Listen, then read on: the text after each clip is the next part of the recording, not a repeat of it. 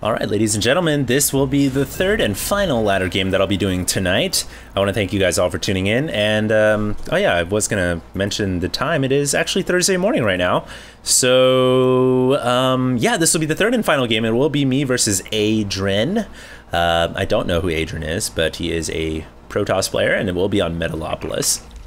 Of course, I'll be the green Zerg spawning here, and once again, all my ladder games are in first-person view, and I think this is a little bit more helpful for players who, you know, maybe you're used to watching replays all the time, but you don't really know what happens behind the scenes, what an actual player is doing when they're playing StarCraft 2, and obviously, this isn't a video for people who are already in Masters League. I think this video is more for players who are in Diamond and below, and I've said this many times in my daily ladder series, which I used to do. If you guys want to see more of me playing ladder, check me out on my daily ladder. You guys can type that in my YouTube search bar at the top, and you guys can see more of those ladder games that I used to play. But I digress. I will be playing some more ladder games now in Season 2. This is my Season 2 ladder series, and yeah, this is going to be a Zerg versus Protoss. Now, you guys can see I am clicking, I'm spazzing out all over the map right now. I'm not trying to give you guys like the Blair Witch effect or anything like that. This is just what personally I do to warm up, and not all players do that, but a large majority of players do. They'll always be spamming their APM, and no, it's not to get your APM higher. It really is just something you do out of habit, because eventually, as the game continues to progress, the thing about StarCraft 2 is it's going to get more and more intense. For lack of a better word. You're going to be doing more and more things. You're going to be, right now you're just, you know, checking your drones, building larvae, building overlords, but at the later portions of the game, all that APM, actions per minute, can be converted into creep tumoring, injecting larvae, cycling units out of your hatcheries, microing across the battlefield, playing upgrades, or not playing upgrades, but building upgrades, researching upgrades, obviously. And all these things at the later portions of this game, once, imagine you have like 5 or 6 bases, it gets pretty hectic. So rather than build yourself up with a little bit of APM and then ramp yourself up, just start with a lot of APM, and it's much more smoother of a transition. Now, as you guys can see, I didn't open up with hatch first, I did go pool first, and the reason for that is, you know, typically as a Zerg, you do want to get hatch first against Protoss, but if your opponent sends his scouting probe into your main, and you see that, you're not going to be able to get a hatchery down against a good Protoss player. Better to just throw your spawning pool down as soon as you have 200 minerals, and when you get up to around 16 supply, try to pull 2 drones off your mineral line and build that hatchery with 1 drone focused on the probe.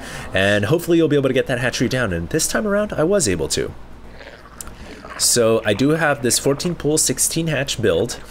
Numbers, of course, referring to the top right-hand corner, my supply when I'm building those buildings. So if I had 14 supply when I built my spawning pool, 16 supply when I built my hatchery. And I do have my overlords, as you guys can see, starting to position themselves as a circumference so that their eyes can see into the Protoss main, and I'll be able to float them in there, sacrifice them, see exactly what my opponent is planning to do. Also have a couple of Zerglings just chilling out here. I am going to try to save my drone, so in order to save the drone there, what you have to do is attack that Zealot and then run the drone out so the Zealot doesn't attack the drone. And you guys might be wondering, whoa, how did you run that drone through the Zealot? Well, all you have to do is just right-click a mineral patch, and workers get this kind of ghost ability that can go through any unit but not buildings. So definitely very useful there. Able to save that drone, and I'm going to keep that with my Zergling army for now because I can use that ghosting ability one more time to scout my opponent once again. That's exactly what I'm going to do right here. You guys can see he's ghosting through the mineral line, or into the mineral line, and my drone able to go through the Zealot, and I'm able to get my drone in there to scout, just in case, you know, my Overlord scout didn't see the buildings. And it does look like Adele, I believe his name was Adele. Something like that. She's gonna start singing songs now. It looks like he is gonna be going for a 3-gate expo style strategy here, and that's a pretty standard opening for Protoss nowadays. Typically, you know, 3-gate expo is very safe, but lately, if you guys have been watching a lot of pro games, you guys may have noticed that the Roachling All-In is a very effective counter to 3-gate expo. And the reason for that is it doesn't work on every map, but it does work on certain maps. This is one of the maps that Roachling All-In can work on. Any map where your opponent has a difficult time walling off their natural. If you see them go for 3-gate expo, you can try to execute the Roachling All-In. Now, since this is my, it's only the 3rd time I've done a ladder game in Season 2, I wasn't really interested in cheesing my opponent, despite the fact that it is a superior build to 3-gate. I decided, I'll just play a macro game, I'll let him get the 3-gate expo, and I want to, improve my skill. Obviously, this is all practice for MLG, and, hopefully practice so VP doesn't kick me off the team. But, yeah, I decided to play a macro game rather than cheese him. Also sacrificing an Overlord, and I see that he does have a Stargate down. So he has a 3-gate Stargate right here, and that indicates to me that he wants to be aggressive at some point in this game. Otherwise, he would have just expanded with 3 gates and he wouldn't have added a Stargate. So to me here, I want to be safe rather than sorry, and I want to build those extra queens and of course get the Evo Chamber down for a Spore Crawler. So as you guys can see, that Spore Crawler is on the way right now. I'm moving all my Overlords into a position where they'll be difficult to find. And I am building as many queens as possible and getting an extra Spore Crawler at each one of my mineral lines. This is all just to be safe, make sure I don't die to a silly Void Ray or Phoenixes or something like that.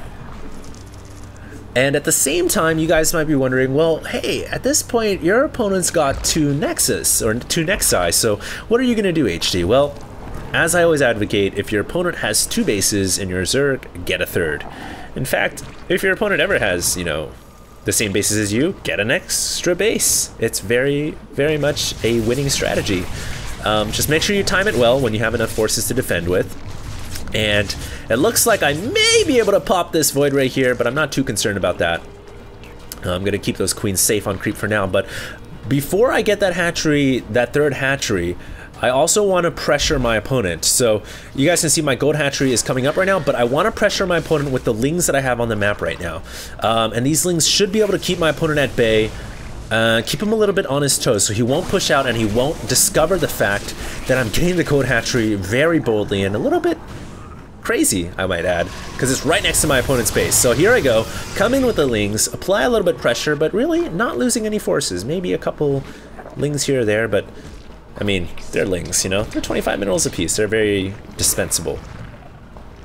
All the meanwhile, spreading that creep. This is one of the resource factors that you want to do, that you want to stay on top with as Zerg. I like to call it, and I believe Artosis calls it as well, you've got minerals, you've got gas, and then you've got creep. So that's one of the things you have to be on top of. It's so useful for a Zerg player to have, and it's just a huge bonus, so that you're really hindering yourself if you're not spreading creep all over the map at all points in the game. So I do have 2 queens dedicated to that, and that's simply because I built extra queens in anticipation of his Air Force. But at this point now, since I have the macro hatch coming, I have the gold hatch coming, and oh, my queens decide to get off creep there, so that was a little bit of a blunder by me. But that's not too big of a loss. I'll be able to replace queens pretty easily since I've got so many hatcheries, and I do have a pretty good creep spread already across the center of the map. Now, my opponent is pushing out with a sizable force, and this is when, of course, you want to cut your drone production completely, as usual, and just produce entirely roaches, lings, or hydras if you've got a hydralist den up. And thankfully, I do believe I have a hydralist den up, so you want to make sure you get as many hydras out possible right now, because hydras will be able to deal with this composition fairly easily. And so my hydras now starting to stream out. It looks like my opponent may have enough forces to break me. It's certainly going to be very close, and whenever you're in a situation where things look close, pull drones off the line.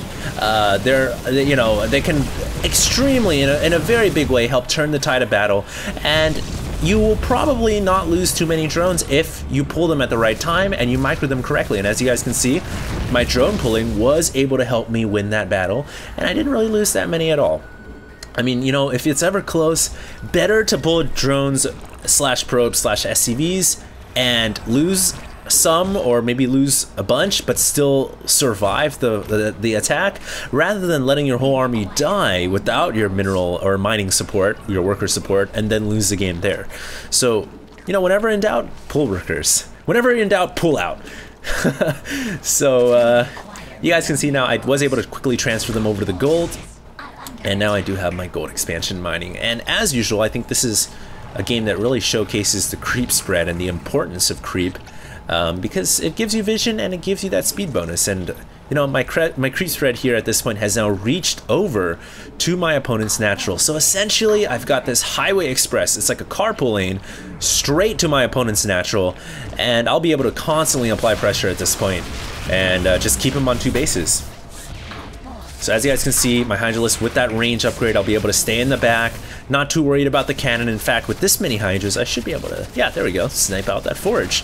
And, you know, every little bit of harass here or there definitely hurts my opponent.